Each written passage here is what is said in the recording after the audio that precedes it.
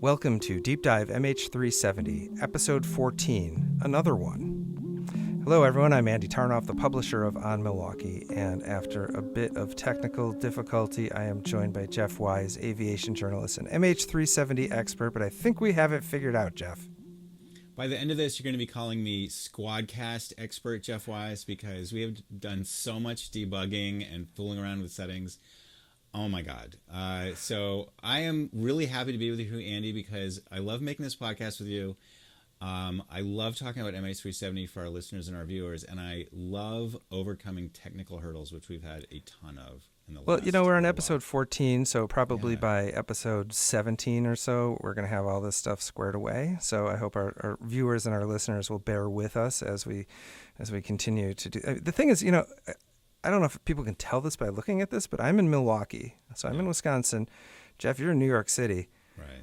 This is this is some pretty high-tech stuff here. We're not in the same studio. Incredible. It's pretty incredible that we can do it at all, and we find ourselves complaining bitterly about how hard it is. Yeah, so we should probably pipe down with our first world problems, because what we're talking about are some actual real problems. Yeah. And if you recall, last episode was a very important one because we laid out the route that MH370, had it gone north, could have gone north and would have evaded all of the radar that probably the average person, when they hear about this, says, no way. That's like, you know, there are eyes in the sky, but we showed why there isn't. And today we're going to get a little bit deeper into the seventh, 12th phenomenon here that makes this story so amazingly insane. This is a tale of twists and turns, as we promised at the beginning. The more you look at it, the crazier it gets. There's always twists and turns. There's always surprises. And another big one. Another big one drops today. But so where we left it last episode was the plane had flown over India, Nepal, the Himalayan ridge, over some countries that formerly belonged to the Soviet Union. And that's sort of where we pick up the tale today. Yeah, so I want to kind of bring you back in time to 2014. Right. You were sitting in the green room at CNN, and so now I'm looking at my notes, so apologies for that one. You were sitting in the green room at CNN, and on a computer screen, they start listing the names of the passengers on the manifest. And a couple stood out to you. One was a passenger from Russia. His name was Nikolai Brodsky. And then there were two Ukrainians on the plane, Sergei Denika. My Ukrainian's kind of so-so. Okay. Sergei and Oleg Chustrak. I really got to bone up on my Ukrainian, but nonetheless, those hit you like a bolt of lightning, right? So tell me what crossed your mind. Yes. So the Malaysians from the beginning had been kind of very parsimonious in doling out the information, and so we were always waiting to get the new dribs and drabs of information, and they finally released the passenger manifest, who was on this plane, and these three names leaped out to me.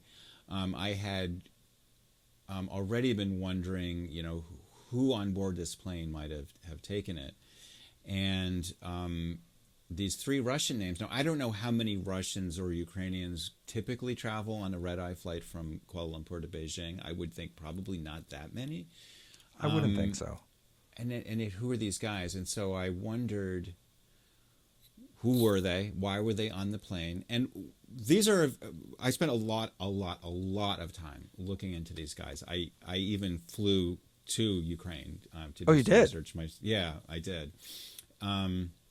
And while I was away, on your own dime, I did completely on my own dime.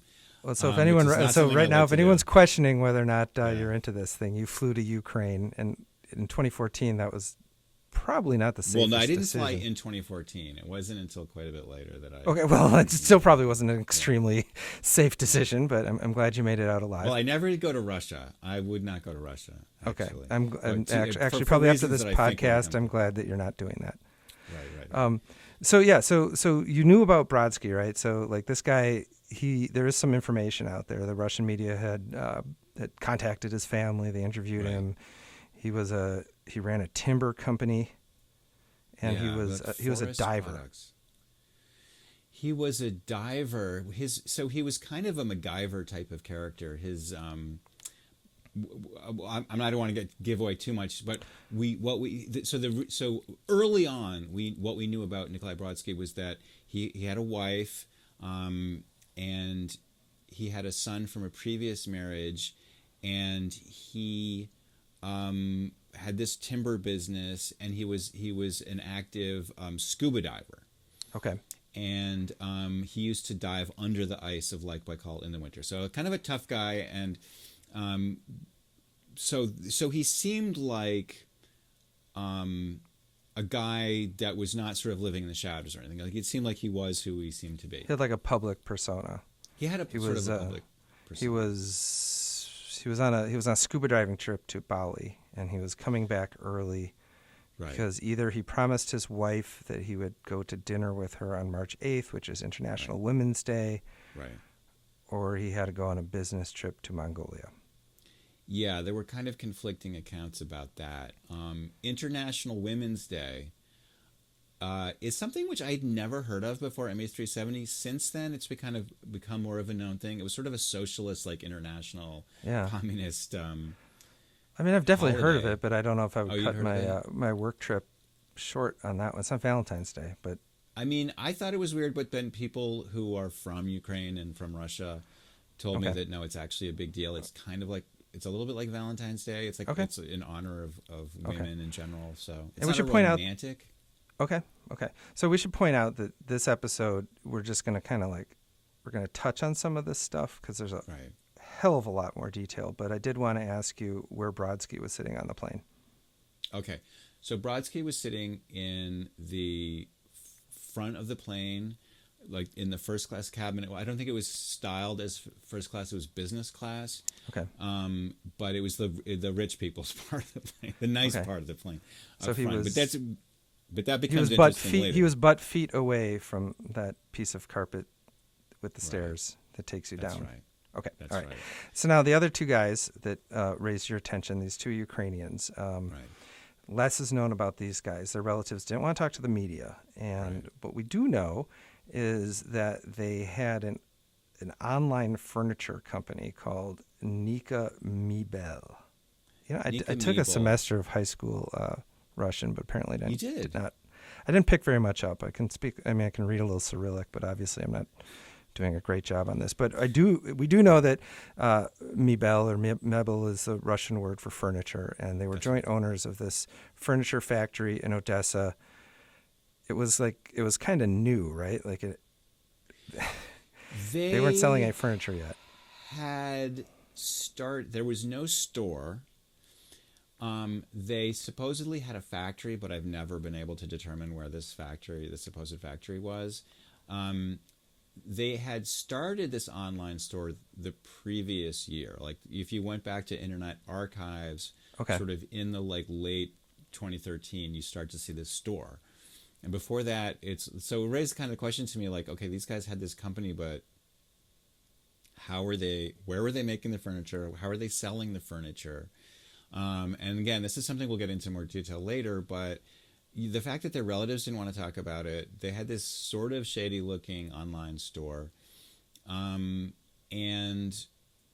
they were kind of these like lunky, big lunky guys. I've seen the security footage, and it's in the Netflix documentary. And I mean, if you had to pick out people who look like special agents or operatives, it would probably be these guys.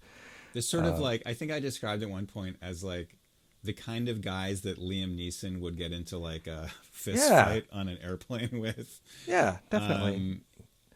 Florence Tishaghi, who was also in the Netflix documentary, she's the French lady who thinks that the Americans shot it down. Right. But she saw the security cam footage way before I did, and she just had described it. She described these guys as looking like if anyone on this plane were air pirates, as she called it in French. I think that just means hijacker. But if anyone was air pirates, it was these guys. Which, I mean, obviously it's not a fair, which is not probative accusation to level on anyone, but they weren't little puny dudes. They were Right. Big tough Right. guys on a plane. So, Does the fact that the timber company and the furniture company, is there any connection there, or is that just? I mean, has anyone thought about that? because you need timber to make furniture.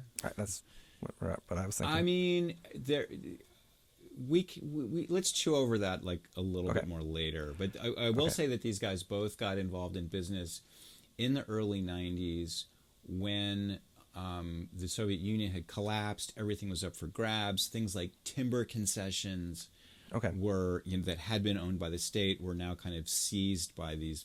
A lot of them are like kind of organized crime people. Okay.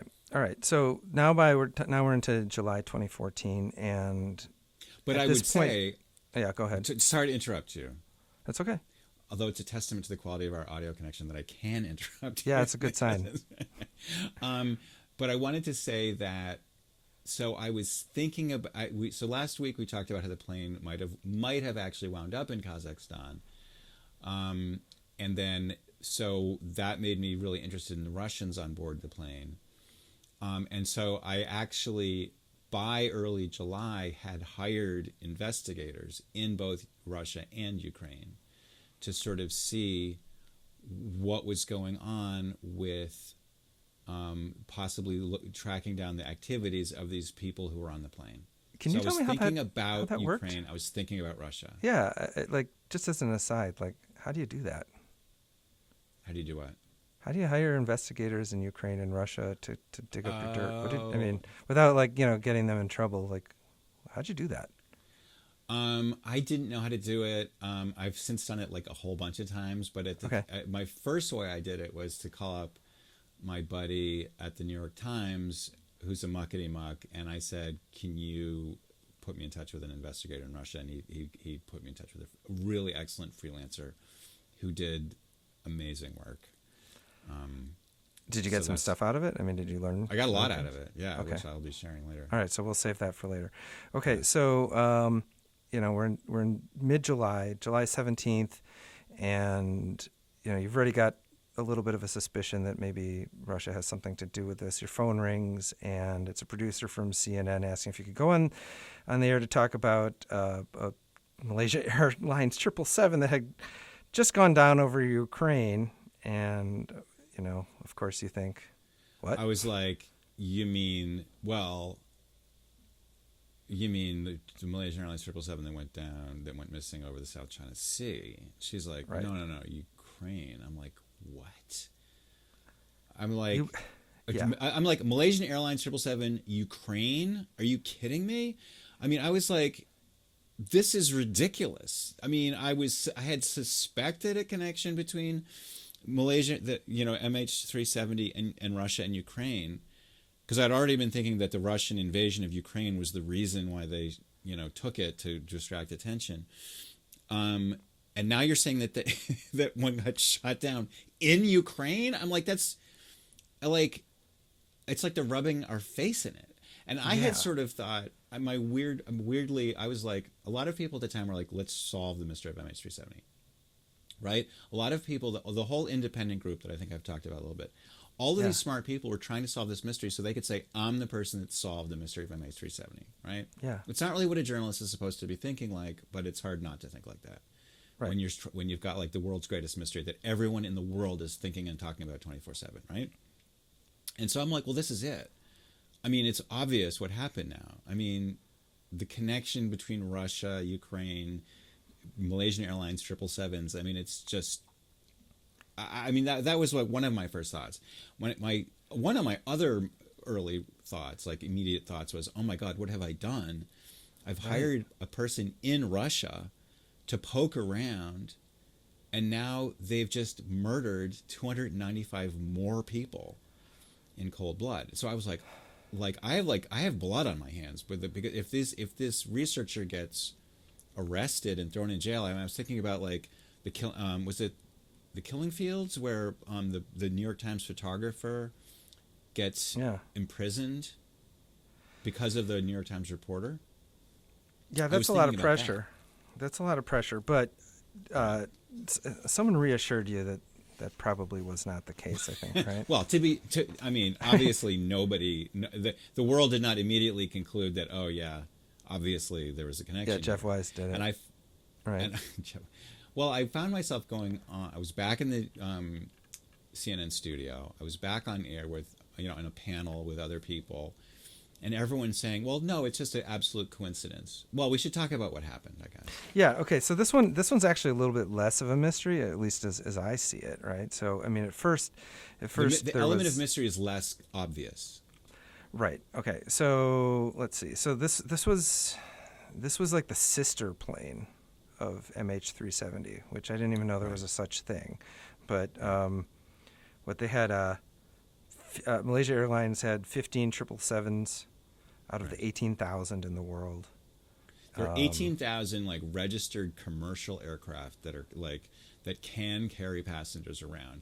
Not all of them are like active at all times, but if you think about it, there's 15 planes that are Malaysian Airlines 777s, and there's tens of thousands of planes in general. Like it's a tiny, tiny, tiny fraction. Yeah, so the odds that something is going to go wrong, and also there's never been a fatal accident with a 777. Right. So this plane flew from Amsterdam to Kuala Lumpur, or at least it was on the way. Right. And then it exploded midair. And the first reports were that it was shot down by a surface-to-air missile while flying over territory held by Russian-backed rebels. And that sounded okay. They were called Russian-backed rebels. Right. Yeah. Yeah. Exactly. Right. It was actually an operation by the Russian military, and they had made various attempts to make it seem like it wasn't what it was. They didn't want it to seem like Russia had just invaded Ukraine. I mean, I remember they debadged these guys, right? They didn't have Russian emblems. They were just like wearing like. Yeah, Crimea had been taken over by these quote unquote little green men. Right. That just sort of showed up and they're like, "We're here, we're taking it over," and the Ukrainians were so shocked that they didn't really know what to do, and they just let it happen, and that annoyed them later. But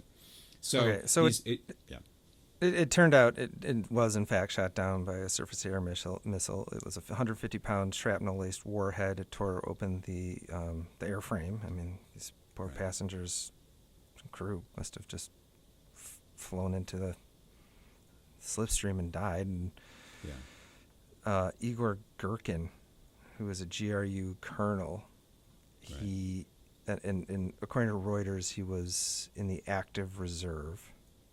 And he starts gloating all over social media that the rebels had destroyed a Ukrainian military transport plane. Right. But no, it was definitely not a military transport plane. He takes down his post. What happened next? So, in case people don't know, GRU is a slightly inaccurate acronym because it's not really what they call it anymore. But it's what people use to. It's kind of like the modern KGB, except it's a military intelligence. So it's like a sort of military version of the KGB. It's a lot of former KGB guys, for sure. It's like all of these sort of spycraft traditions carry. And Putin himself is former KGB. Yes, so the Russian government is very kind of pro-espionage, pro-dirty tricks. This is how they. So it's no accident they didn't just invade Ukraine. They used all these sneaky subterfuges. So Igor Gherkin is supposedly this volunteer who wanted to help out, his brethren in Ukraine by seceding from the Ukrainian government, and which I guess we could probably talk a lot about that in another episode too. Yeah. But so he is not just a guy in military fatigues who happens to be helping to run a resistance organization. He's actually a military officer in the Russian army/military intelligence specifically. So when he says something, you have to take it with a grain of salt. But, yes. and he's maybe speaking on behalf of people a little higher up in the Russian government. Freelancing. Right. Although Gherkin does turn out to be a rather colorful character and is now in prison in Russia right now for letting his little mouth run off a little bit. There are an awful lot of people who are in prison in Russia because they ran their mouth off. They're lucky that they're in prison because the alternative is to get thrown out of a 7-story window. Window. Yeah. like the Russian window cancer. But anyway, I digress. Yeah. So he says that the rebels shot it down by accident, and people like the Western analysts are like, yeah, that sounds good. Everyone believes it. Not everybody. Well, I'm definitely a little bit suspicious. I'm like, this is a little bit too convenient. I mean, I came up with an analogy that I quite liked, which is, imagine that you're a chicken farmer and you've never lost a chicken. You've got a nice fence and your chickens are very safe and you get lots of eggs. And then one day you find a dead chicken. It's like mangled, it's chewed up, it's bloody, it's dead. It's been killed by probably some creature. And you have no idea what creature because you just can't imagine. And then 4.5 months later or whatever, you find a fox stealing a chicken. You know what happened to the second chicken for sure, but you probably have pretty deep suspicions about the first one as well. And I like this one. I like this. I like this almost as much as I like the Andy Barr versus Jeff Barr and the drunken brother-in-law and the tooting the air horn. This one's good. The idea is just that, like, who's in the business of destroying Malaysian Airlines 777s through nefarious means in the first half or first part of 2014, right? There's at least one. I mean, imagine there's somebody. I mean, are there two perpetrators out there who, for some reason, taken a particular, hankering for the destruction? You wouldn't think so. Malaysia doesn't have any enemies. I mean, that I know of. Yeah. It's certainly not anyone who has the capability to be shooting planes down or stealing them and taking them to Russia, unless it is Russia. So let's keep this story moving here. So Bellingcat comes in. These guys sound interesting to me. They're like open source intelligence people. Yeah, they are. Elliot Higgins is this English guy who was unemployed shortly prior to this, and he'd been kind of sitting around in his underwear, literally on his couch at home, bored, and he had started to look at social media images of the war in Syria and wound up putting together a really compelling case that the Syrian government had been using chemical warfare against its own people. And this was kind of a big deal because President Obama had said if the Syrian government uses chemical weapons against its own people, this is a red line and the United States will do something. So Absolutely. Elliot Higgins, this guy in his underwear, found very compelling evidence that they were doing just that, and it sort of forced Obama to like do it. He didn't do anything and like kind of embarrassed him. So, but Bellingcat is it's not like just a bunch of amateurs. I mean, this is filled with actual intelligence people who are kind of working on, without an official affiliation. Is that how you would describe it? Well, Bellingcat kind of, I don't know if they single-handedly developed the concept of open source intelligence, but they certainly were. Elliot Higgins and then the people that kind of accumulated around him became like the founding fathers of this movement, and they still are very active in it. And so these guys, when MH17 was shot down, they took it upon themselves to start pouring through social media that had been put on people. Like a lot of people in Russia and Ukraine have cameras in their cars, and they'll post it. Well, and so they love the dash cams.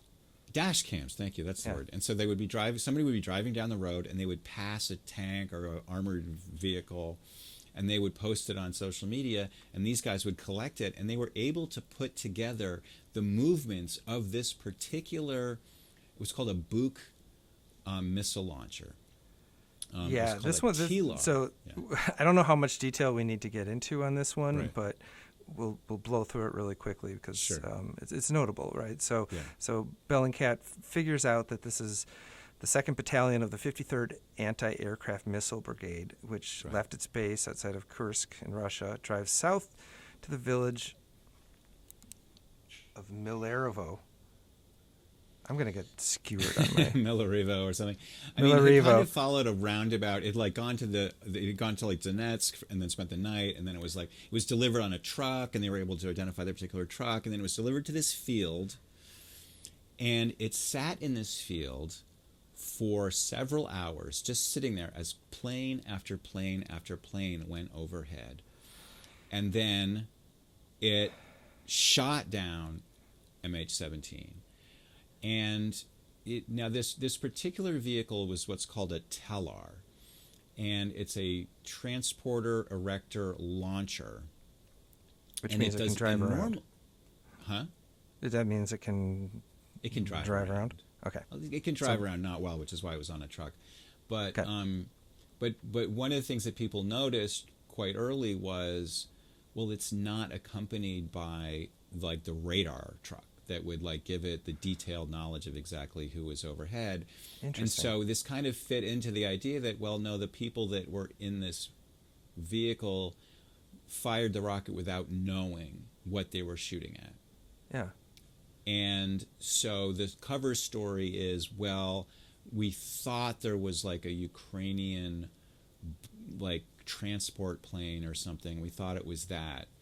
And there's a certain plausibility to this because after Russia, took over parts of the Donbass, eastern Ukraine, the Ukrainians had fought back, and they had used like attack aircraft to really punish and hurt and kill a lot of the Russians that were fighting against them. And so the war was going very badly for the Russians, and they really wanted to stop these aerial assaults by the Ukrainians. And once they brought in these heavy guns like this Buk missile launcher, it really made the air very dangerous. And so it did have the effect of stopping the assault. And the war, it was kind of a turning point in the war where it became much more difficult, and Ukraine wasn't really able to gain much more ground after that for many, many years until then the later invasion that happened. So you'll have to pardon my ignorance here on Sam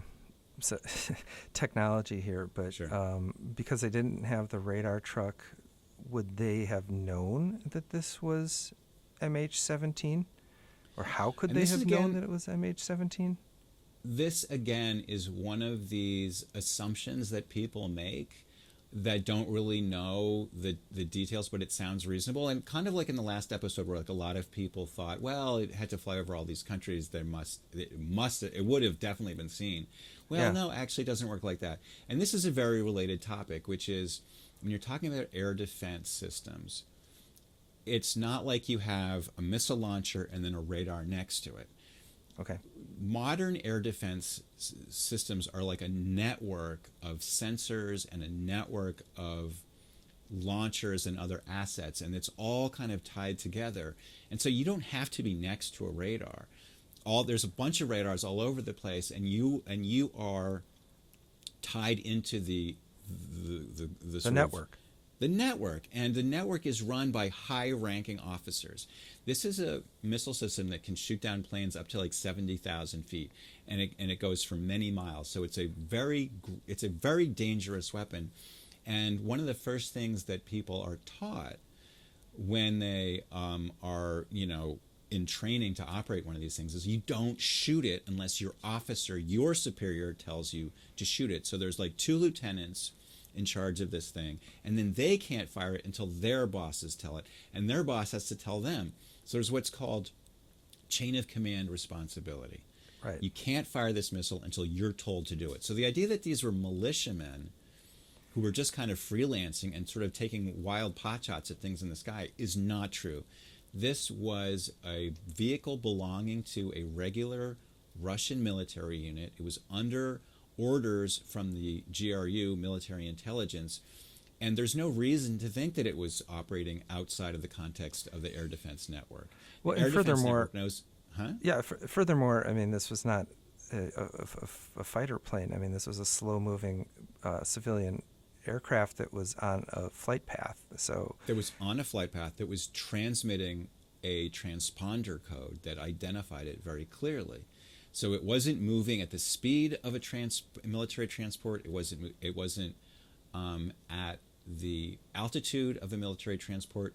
And what's more, it was on a flight path that this rocket launcher had been sitting under for hours, watching civilian airliner after civilian airliner go overhead. So there was absolutely no reason why these people in this launcher would think that it was a military transport, and there's no reason why they would take a pot shot at it anyway.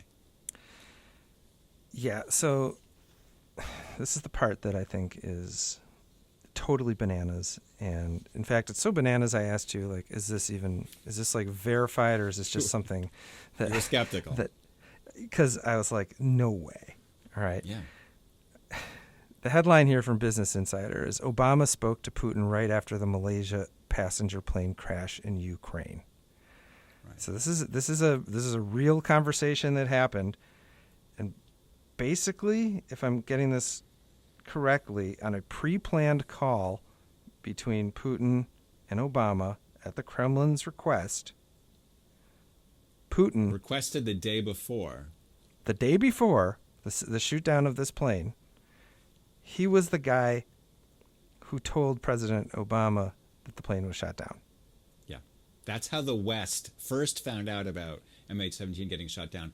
Putin personally told Obama on a pre-scheduled call right after the thing happened. And so I've spent years trying to work out the exact timing of the start of the call and when was it that air traffic control, like what minute did they figure out what had happened? Because the investigators, so just to jump ahead a little bit, this wound up being a criminal case in the Netherlands where they investigated what happened, and they worked and they sort of built on Bellingcat's open source intelligence and also added in like interviews with people and so forth. So they got a really granular understanding of what happened in this crash.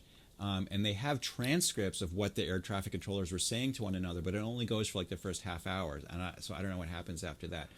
But I've always thought that if the call between Putin and Obama started before air traffic control themselves figured out what had happened, that would be pretty compelling evidence that it was pre-planned, because Putin knew that the plane was shot down before air traffic control knew that it was shot down. There are readouts of this call, right? So the White House said, quote, during the call, President Putin noted the early reports of a downed passenger jet near the Russia-Ukraine border. Right. And the Kremlin corroborated this. Their quote was, the Russian leader informed the U.S. president of the report from air traffic controllers that the Malaysian plane had crashed on Ukrainian territory, which had arrived immediately before the phone call. Right. And, oh, by the way, 23 U.S. citizens were among the people who died on this plane. Yeah, and so if Russia deliberately shot down this plane, Obama would have known about it instantly, because he knew what time the call started, and he knew how long it took them to figure out what was going on. And so I've always been extremely curious as to when that call started. I even so this was part of the White House, and the White House is not subject to FOIA right. requests. So I was thwarted in that. I actually went to a lecture that was given in Manhattan, and the presenter had worked in this department of the White House, and so I went up to her afterwards. She was like signing her books and stuff. Yeah. And I was like, this is this piece of information that I want to know. Can you tell me? And she's like, I can't tell you, and it's not public information, and you're out of luck. Right. So as I understand it, the only thing that you get out of these kind of high-level meetings are the readouts of what the White House and the Kremlin. As you would know, because you worked in the White House. Yeah, I didn't have that kind of access, but yeah, you don't get a transcript. It's not like, it's kind of like their version of it. Okay. Which, if they match, I mean, that's cool. And in this case, they do match, but we don't have evidence that, Obama said, you must be freaking kidding me, Vlad. So my understanding is that part of the reason is they don't like to make it public is because, like, if they had a 2-minute phone call or on an important topic, it would look bad. But what does happen is that, like, 20 years later, sometimes you'll see in the news, like, oh, like phone records from like late Reagan administration just got released. I mean, they're held on to, that's for sure. I mean, except for that one where, Trump and Putin met, and Trump ordered, I think in Copenhagen, and Trump ordered them to tear up. I think he might have eaten them, as he was wont to do. But we'll get to that too. We'll get to that, but I mean, these records are kept. They're just not something that we can see. And they will come out someday. It will come out someday. It's amazing. Anyway, all of these. So again, everyone assumed, everybody, and I interviewed all of these foreign policy experts and all these old hands who were like knew all about Russia and Ukraine, and I said to them, is there any possibility that this was like actually not an accident? Yeah. And everyone's like, no, there's no way that Russia would do this. No. It was definitely. I mean, look at what Igor Girkin said. It had to be. It was a big embarrassment for them. They didn't plan it. And there's a sort of a words of wisdom. If you want to lie to somebody, like the most impenetrable lie is a lie that's like embarrassing for you, right? You know, so. It's very believable that you did something bad if that bad thing is embarrassing to you, right? Well, and Girkin and some other high-ranking Russian officials were convicted in absentia in a Dutch court. Right. So Girkin, who said it was all a mistake, he's now been sentenced to life in prison in the Netherlands, which is probably like a summer camp. But anyway, frankly, if I were him, I'd rather be there than wherever Putin's got him. He's in prison in Russia. I would definitely be much rather. I'll take the Netherlands jail, but that's just me. Yeah, exactly. So, at this point, it's pretty much universally accepted and understood that Russia did this. They've kind of dropped the facade that this was like an accident, right? Like the world believes. Russia did it. Russian military intelligence organized it. People have been criminally found guilty for their role in it. And yet, there's one big but. Okay. The most people who have an opinion about MH17 still think that it was a mistake, that they didn't intend to shoot it down, because why would they? And but this is the thing that I keep getting back to, is like, if you know how these air defense networks work, there would be no excuse for them to not know exactly what this plane was. Well, this brings up kind of a point that everyone I know who's watched our podcast is like, everything you're saying is really convincing, but why? But why? And why? We can spend hours on that one, but the short version is you don't always know why in asymmetrical warfare. You don't know why the bad guy did something. They may have their own reasons. They may just be testing something out. They may be saving it for later. I mean, we're not privy to that information, but just because we don't know the why doesn't mean we can't figure out the what. So you just used a word that we haven't used before, but that is important: asymmetrical warfare, also known as hybrid warfare, and it is this kind of an ancient idea that war isn't just about hitting your enemy with your sword or your arrow. It's also about deceiving your enemy, discouraging your enemy, making your enemy think that you're more powerful than you really are, or less powerful than you really are.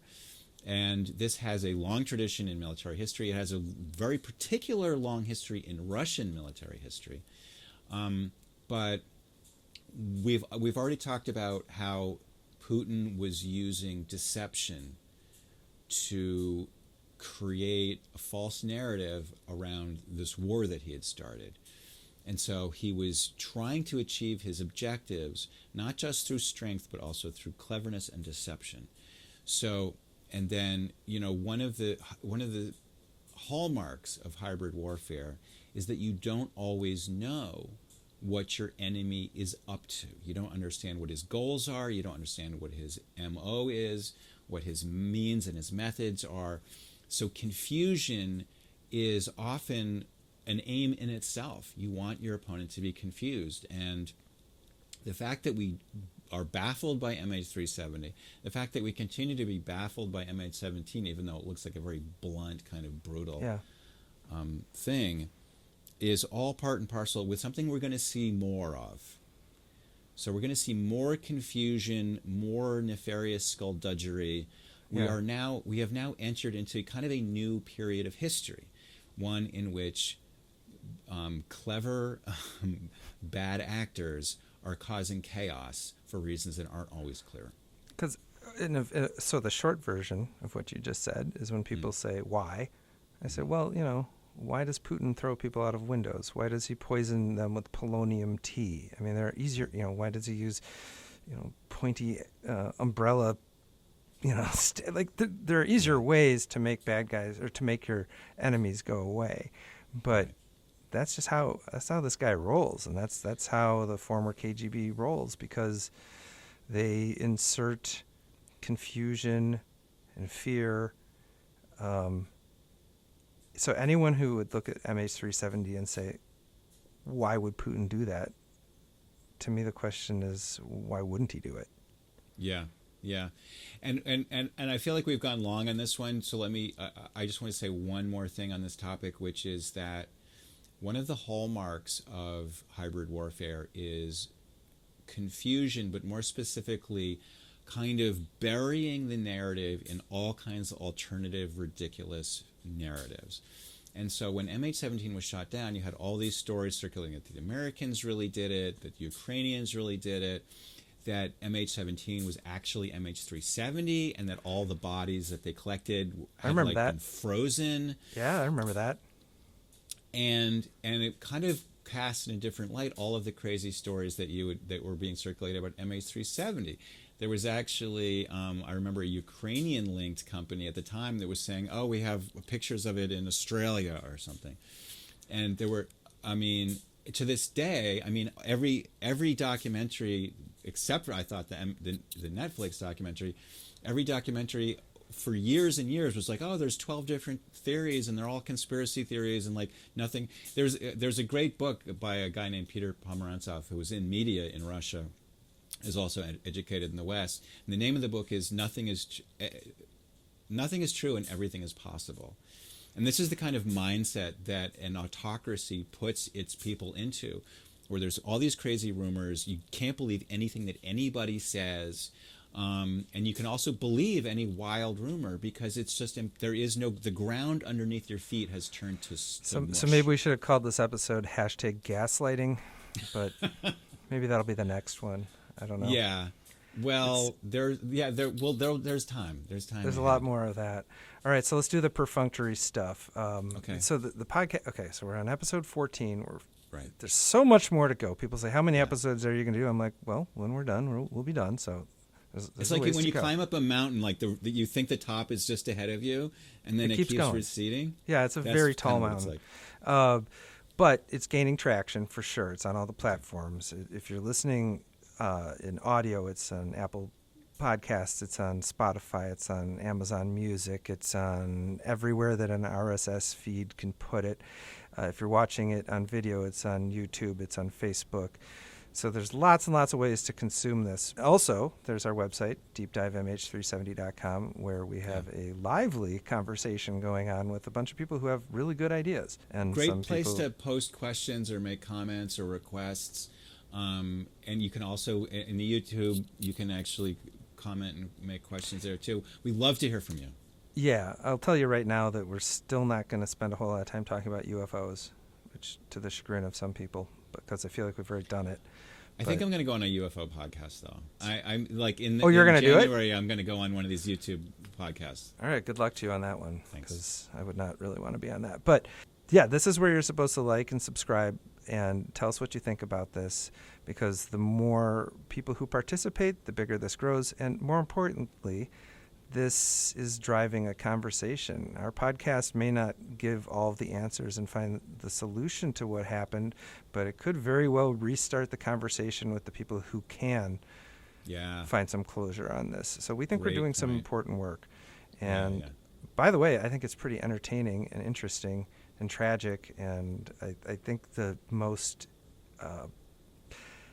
the gaslighty crazy stuff is yet to come.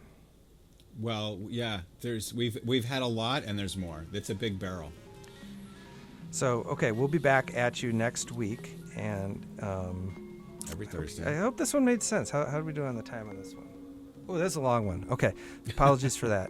Okay. Thank you, Jeff, for another week of this. I hope we overcame our technical hurdles, and this all came out okay, because I don't want to re-record it. Yeah, me too. Thanks, Andy. Thanks, everyone. All right, thanks, guys. Bye-bye.